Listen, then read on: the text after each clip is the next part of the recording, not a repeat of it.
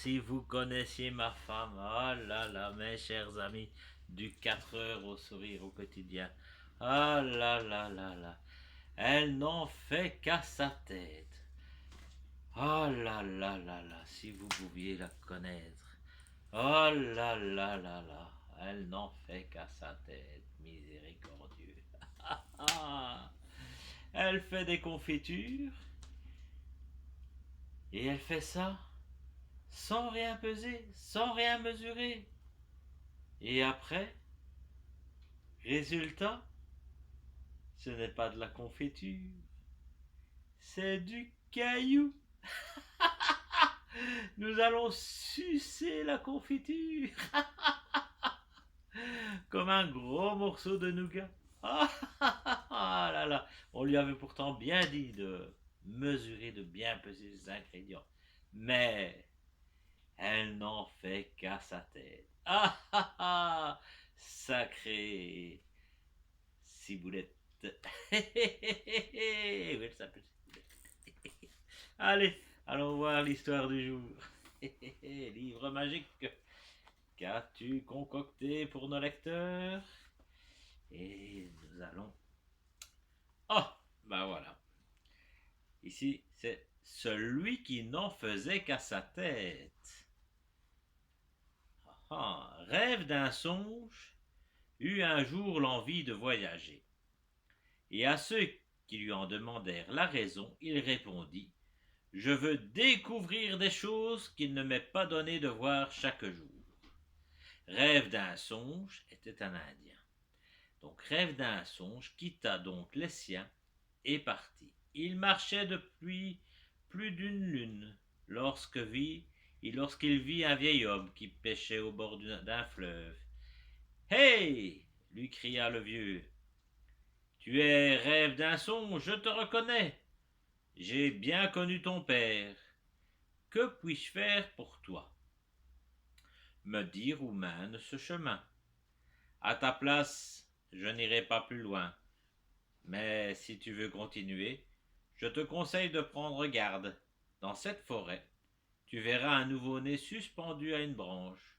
Surtout, ne fais pas attention à lui, car en réalité, ce n'est pas un enfant, mais l'odieux serpent qui n'est jamais rassasié. Avant de le laisser partir, le vieux lui donna un couteau. Prends ça, et tu pourras en avoir besoin. Rêve d'un songe poursuivit sa route. Bientôt, il entendit des gémissements. Un bébé était suspendu à un arbre. Il passa devant sans s'arrêter. Mais après quelques pas, il s'apitoya. Qu'as-tu donc à pleurer ainsi? Cela fait plus de 10 neiges que je n'ai pas tété ma mère. Rêve d'un songe lui donna son doigt à sucer. Tiens, prends toujours cela, je n'ai rien d'autre à t'offrir.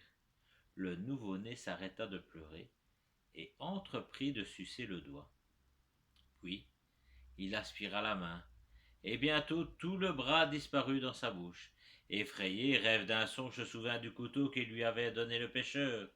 Il le planta dans le corps de l'enfant, et celui-ci lâcha prise aussitôt.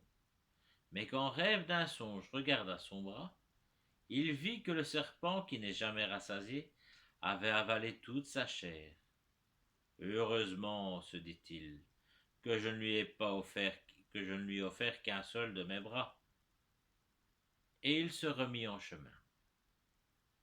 Plus loin, le jeune homme rencontra une vieille en train de s'épouiller devant sa hutte. Hey!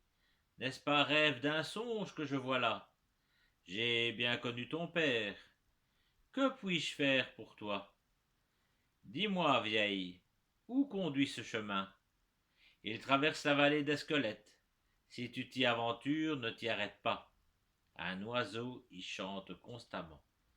Mais ne l'écoute pas, car il s'agit de l'oiseau qui jamais ne dort, un des plus mauvais génies de la contrée.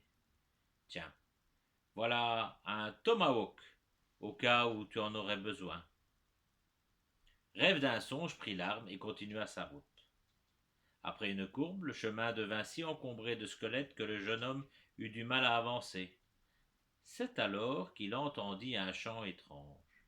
Il se dit: siffle tant que tu le voudras, je sais qui tu es. Puis il s'arrêta pour contempler un crâne. À ce moment, il se sentit soulevé de terre et il monta vers les nuages. Au sommet d'une montagne, un oiseau le déposa dans son nid.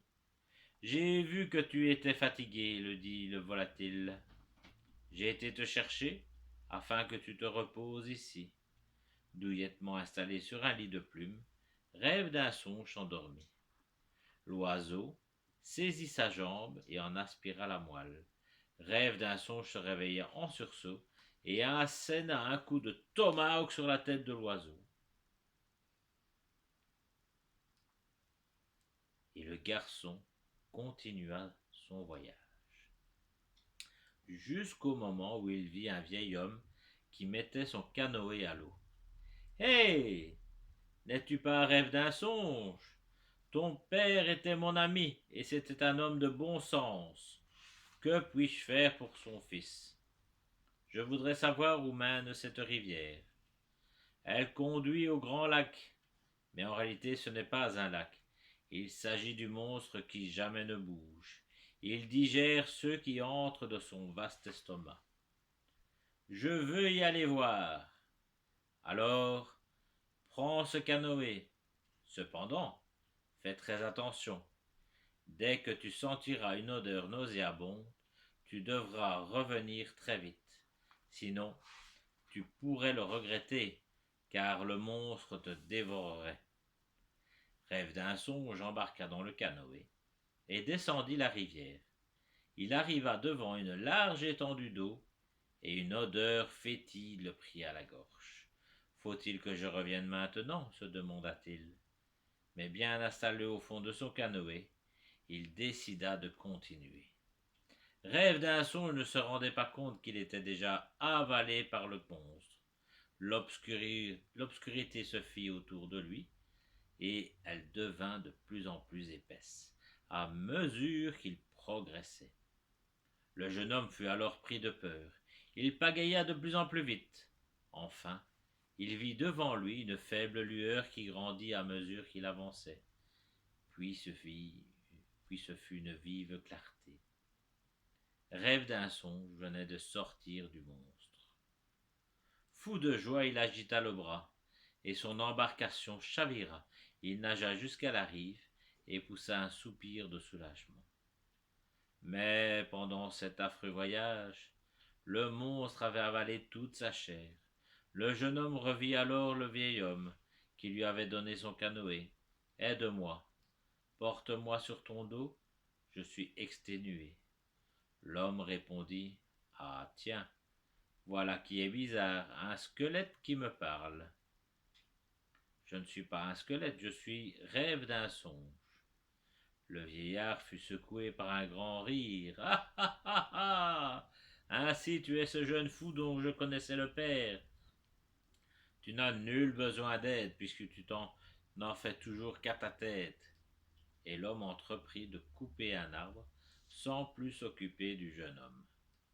Alors, Rêve d'un songe retourna à pied dans son village. Ses amis rirent bien en le voyant. Une grue leur avait raconté toute l'histoire.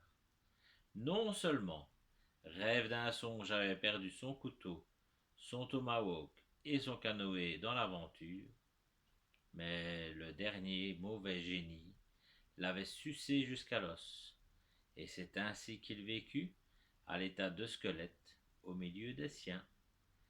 Oh là là, Rêve d'un songe, il n'en fait qu'à sa tête, c'est comme ma femme. Passez une belle fin de journée, pensez à prendre bien soin de vous. À bientôt mes chers amis. Et n'en faites pas à votre tête, car sinon...